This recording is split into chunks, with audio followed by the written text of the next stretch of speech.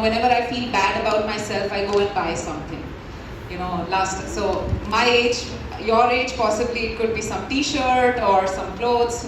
My age, we're buying houses, we're buying cars, hopefully if you're doing well. So I'm like, okay, have you tried therapy? It's like, How does self-love look like in a consumeristic culture? Self-love in consumeristic culture is that you go out and you buy something. So whether you buy aromatic candles, you buy some soap, you buy a gym membership, that's what self-love is being sold to you. If you buy this, you're going to feel better about yourself. But love cannot be bought or sold, and even self-love cannot be bought or sold. Better about yourself, it's like the same kind of feeling that when you go to a bar and you have a couple of drinks, you feel really good about yourself, you feel on top of the world, but that's not self-love. You get up with a hangover and self-loathing. How do you define self-love? When we talk about self-love, what does self-love actually mean? It has self-preservation skills, right? It is eating, drinking, defending oneself, and survival skills. So that's what self-love means on one end. And on the other end, self-love means self-actualization. So according to a psychologist, self-actualization is be all that you can be. So Maslow said that a musician must make music, an artist must make art, a writer must write if they have to ultimately be at peace with themselves.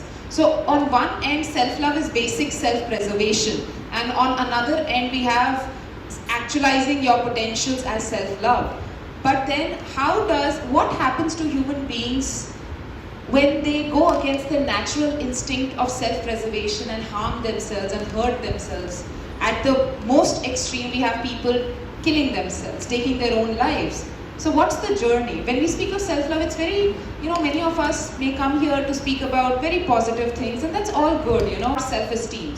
What is the source of how do I feel about myself? Do I feel good about myself? Do I feel bad about myself? And oftentimes we trace it back to how people have treated us. So so there's a book which is written it's an autobiography of a famous tennis player called Andre Agassi. Have you heard of Andre Agassi? Yeah. So Andre Agassi is a tennis sports person, and he's written this book called Open. And a little bit of a background that his family was an immigrant family, and they'd come to America, and like every other immigrant parent, the father was extremely strict with him. For training for 4-5 hours, he was extremely harsh and critical parent with him. And that's the thing, when you find yourself with harsh and critical parents, it's extremely conflicting because you also love them. It's not as easy as being with a harsh friend and like, okay, I don't want to be with you because you're really nasty to me. When your parents are really harsh with you, you can't leave them. On the contrary, you're stuck in the ambivalence that you have to love them. So for loving them, what Andre Agassi did was that he tried to please him, he tried to play really well. And there was this one chapter where he mentioned his father wanted him to defeat this other 10-year-old boy who he was competing with. And Andre Agassi, unfortunately, 10-year-old boy, he loses that match. And his father comes up and says, what is wrong with you? How could you make that mistake? Did you not see that? That was such an easy shot. How could you miss that? And Andre Agassi, towards the end of the chapter, writes that, from that day onward, I didn't need my father to be critical of me. That voice became part of me. So I ask you, whenever you make mistake or when something goes wrong in your life, what kind of internal dialogues are you having with yourself? What are you telling yourself? So side of us that have become part of us. And I felt very sad from that, chapter onwards because so Andre Agassi, by the way, hates tennis. He said, he hates tennis. He said that I could do anything else. I only knew how to play tennis. So that's why I became a tennis sports person. Yeah, so Bell Hooks has talked about love a lot. There's an excellent book by Bell Hooks called All About Love. And she says that love has these following components, which is care, commitment, responsibility, respect, trust, and knowledge. Care, commitment, responsibility, respect, trust, and knowledge. And these are all the components that are important for not just when we love another human being, but when we love ourselves. What I want to share with you over here is that there is an intimate relationship between how others treat us and how we treat ourselves. And how we treat ourselves and then how we treat others. So whether we love ourselves, whether we hate ourselves, the source of our love and hate is the communities, the families that we've come from, the schools that we belong to. Right? Even though if you might have had very supportive parents, maybe extreme bullying episodes in schools may make you feel extremely low about yourself. It could be about your body image, it could be about your capabilities, it could be about your intelligence, it could be because of your gender, your sexuality, anything. Right? So when people say that, you need to love yourself, and they speak of it in a very individualistic, isolating sense. It's like you go there, you sit there, and you love yourself and you come back. I don't think human beings can love themselves in isolation. We are part of families, communities, and we need families and communities to be loving for us to enable self-regard and self-worth for our own selves. Have you seen Modern Family? Have you seen the TV show Modern Family? So in Modern Family, there is a boy who is very different from his peers. He's overweight, he talks very differently, he writes poetry, so he doesn't fit into the masculine criteria of a boy. And as you can understand, he's likely to be bullied in school. But the episodes are about how every time he is bullied or every time he feels insecure about himself, his family kind of comes in and protects him, but at the same time also encourages him to challenge himself. So when we're talking about loving and protective families, we're not talking about families that are mollycoddling people. Like, oh, let them not ever get hurt, let them never get. It's important to know that, supportive families means that if and when we get hurt, we have people to go back to feel good with. And so this child's self-esteem by 18 years without any intervention of supportive caregivers. Many times that supportive caregiver in a family may not be immediate parents, it could be a grandparent, it could be a teacher, it could be a really close friend who acts as a buffer against, very harsh critical commentaries coming from all around you. So the first point that I want to make is that I don't believe that, we can speak of self-love as a very individualistic concept. We need to nurture communities where now here we come to kindness and compassion is offered freely and received freely. When you go through very harsh, abusive circumstances, self-love is just too far away. Even kindness can make you cry. So coming back, having said that, I think lately there's a lot of giving up of one sense of agency and responsibility that comes in. So when I speak about nurturing circumstances, I do not mean, if for example you've not had those nurturing circumstances because of which you say, oh, I suffer from extreme low self-esteem because of my family, because of my school, because of XYZ reasons. So what do you do now? Where is the hope? What do you do? And that's where the concept of choice comes in. I understand that systems will take, the beauty about systems is that everybody is responsible and nobody is responsible in a system. So when we talk about systems and changing systems and communities, etc., that's going to be a very long-term, long-drawn process. What can we do as individuals?